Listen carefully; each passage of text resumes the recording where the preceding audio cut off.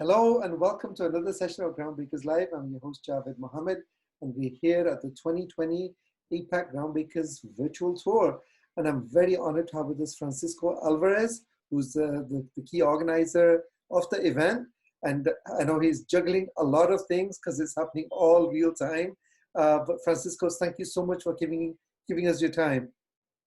No, thank you so much. And it's an honor to be here with you. Absolutely. And if there's any doubt that Francisco, what he is, the Oracle ACE director on his T-shirt verifies that he is one. So with that, give us a sense, this is the first time, obviously, because of the current situation, a lot of things are virtual, including this tour. So give us a sense for how things have changed, going from the physical world to the virtual world. Yeah, for us, it's not a big change, let's see, because we already have been doing for the past 3 years something that we call the webinar tour. Mm-hmm. That we have, Paco UC had the Groundbreakers tour face-to-face. And then we have also for basically 2 sessions every day, one day yes, one day no, during 2 months. We're running around 60 to 80 sessions doing webinars. And the only year we not able to do it was last year because we were very busy with a lot of things and we decided to give 1 year break. But it's very different to do one person that can able to run that, doing one in the morning, one in the evening, one day yes, one day no, to run like now 174 sessions from 124 speakers in 4 different languages in 3 simultaneous track every day for 2 weeks. Wow. That means that's quite a record. Challenge. Yes. Was a big challenge, thanks that Apaco UC and now the user group members, all the user groups and the Java user groups that we got volunteers to help moderating the sessions, helping with a lot of things. Without that, basically, it's impossible. Mm. Even 174 sessions, 123 speakers. I mean, how do you even with all your help, how do you choreograph like all of that? It sounds like the Olympics or something. Yeah, it was kind of Olympics. Basically, every day I'm working dedicated to this event. I'm working around 14 to 16 hours a day, just dedicated to the event. Wow. Just to give you one example, here we start live from 1 p.m. Sydney time up to 7 p.m. Sydney time. That means during that time, I'm moderating one session that's running live right here on my iPad. I have another computer that I have another session going on, and then the third computer, sometimes I'm moderating and working 3 sessions, and some of the other volunteers doing the same. Then finishes at 7 p.m.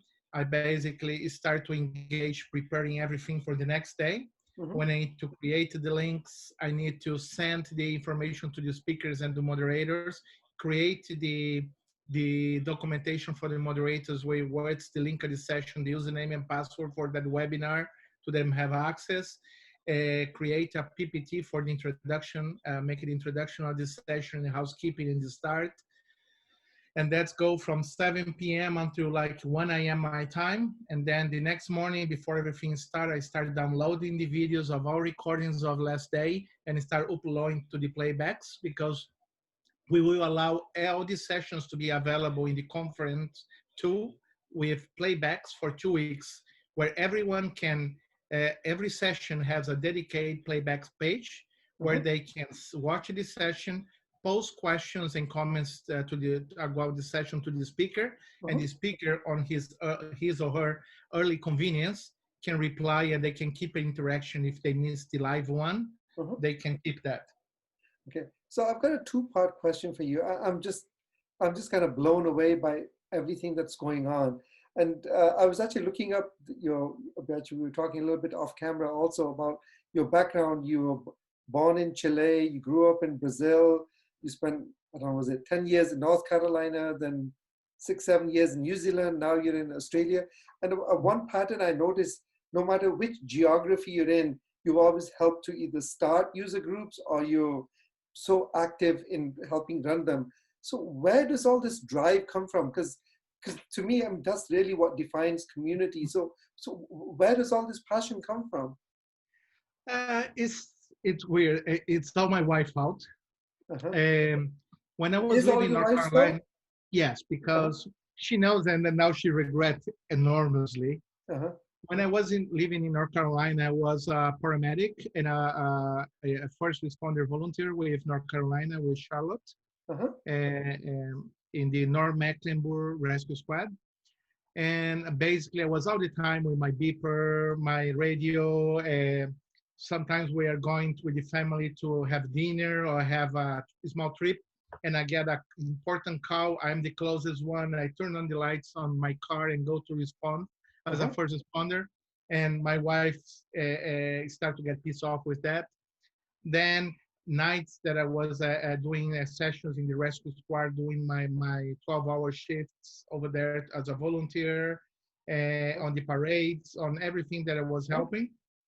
She told me, you spend so much time doing all that you have no much time to the family. When we moved to New Zealand, she said, look, you need to find something else. You will not be a volunteer with a rescue squad anymore. I don't want you to do doing that. And then I started speaking in conferences. And when I started speaking on conferences, talking with friends, other speakers back in 2008, I remember, with Tom Kite, with Rich Niemek, with Tim Howe, and many others. Even with Connor in that time, he was studying his speaking on conference too. I was telling them, you guys spoke anytime in any event or anytime you guys been in Latin America? And they said, do we have Oracle users in Latin America? Do we have user groups in Latin America? When they respond that, I said, no, this needs to be changed. This conception is not properly done. I founded the Chilean Oracle user group in 2008. Went to the Oracle Open World in 2008, spoke with all user groups right there that from Latin America, because they are very individual, very small, never done an event in their lives. And I start to organize, look, this is what's happening outside Latin America. This was happening in the rest of the world. With that on place, I founded LLC, the umbrella user group that supported our user groups. Did the first international event early in 2009 in Chile with around 20, 25 international speakers I brought to Chile, made a 4 days event.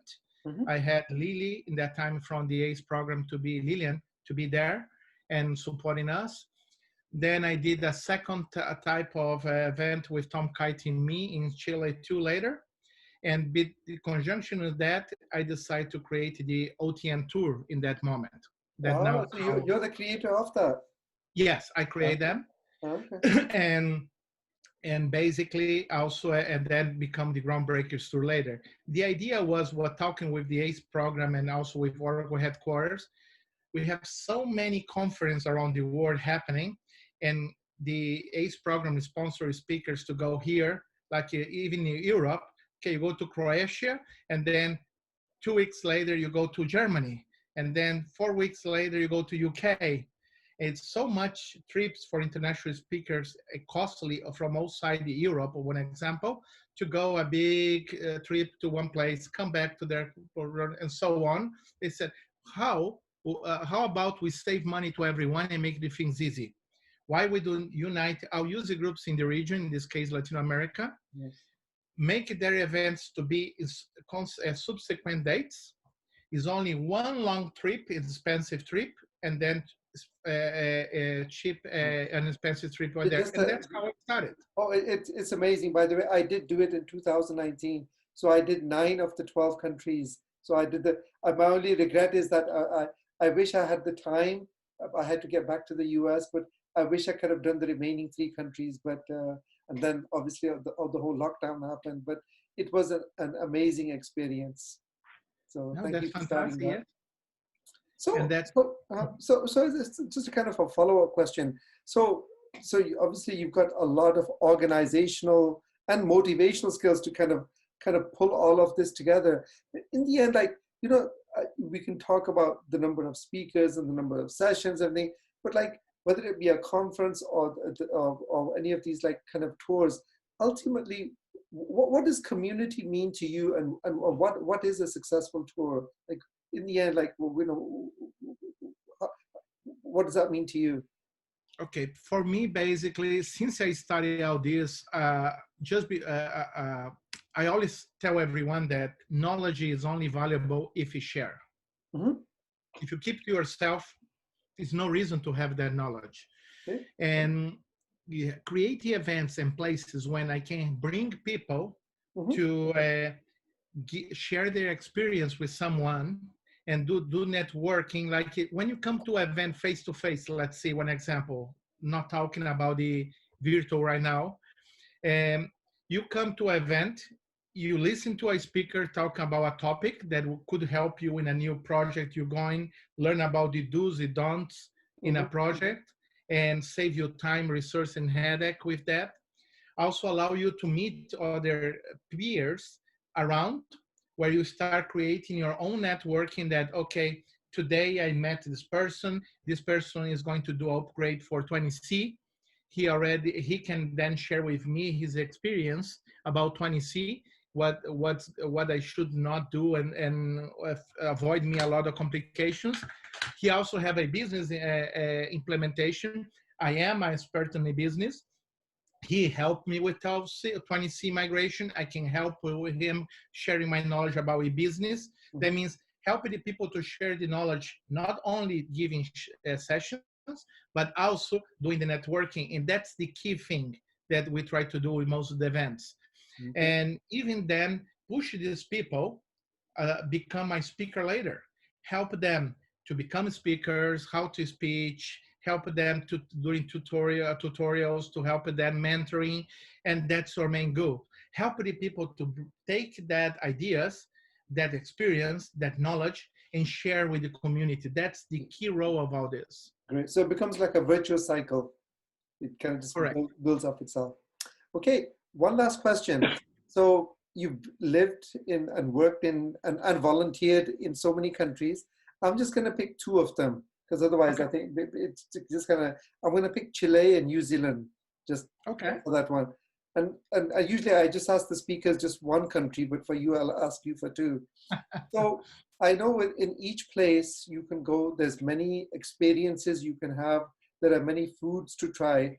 But if you was to pick one experience or one food, whatever you like, in Chile and in New Zealand, what would it be? Okay, in Chile, I can give multiple, but one is to go to the south of Chile, what's beautiful. But if you just stuck like most of the speakers in Santiago, I will recommend them to go to the wineries. I will recommend them to go to one of the folkloric restaurants. They show a lot, give you to try many of the food of the country, the wine of the country, and also the folklore of the country. We did that when every time I am in Latin America, I am in Chile, we try to take the speakers in Chile to some of that places because is a beautiful experience. And if you have a little bit more time, go to the Andes and visit Portillo, Farellones, some of these ski centers very close to Santiago, or Cajón del Maipo, that is a valley of a river, very just in the outside Santiago. That's very nice. In New Zealand. Oh, by the way, and I just want to comment. So I did visit. So what the tour in 2019 started in Santiago, and it was an amazing experience. So I just want to say the food and just the people, I loved it. Go ahead, New Zealand. Thank you so much. New Zealand, I will talk about Rotorua. We did our main conference when we did the physical conference for 2 days before joining the tour with only 1 day. We did most of our conference over there in Wellington. But Rotorua is a thermal place. It's basically you have a lake that is a cone of a big volcano, and everything smell like you are on hell, basically. Smell like rotten egg everywhere. But this amazing place is 3 hours driving from Auckland, and is a place with many activities. If you make a hole in the Ground? anywhere in the mud, you Uh-huh. start blowing volcanic Whoa. fumes, Wow. and it's nice. It's beautiful. It's a beautiful place to visit. Okay. Well, Francisco, I know you're a very busy guy, but I really appreciate you giving us your time. And it brings it back to your quote, actually, of knowledge is only valuable when you share it. So thank you so much for sharing. Thank you so much for all the hard work you guys do too with all the development team. And hopefully I can see you guys face to face. I think so. The last time I saw you guys were in the Singapore event of Oracle last year, and then in the Open World, and that was the last time. Yes, you Oh, have a and very good India too, memory. in the Oracle Code in India. Okay. All right, Francisco. All the best. All the best for you too, and thanks so much for the opportunity. Thank you.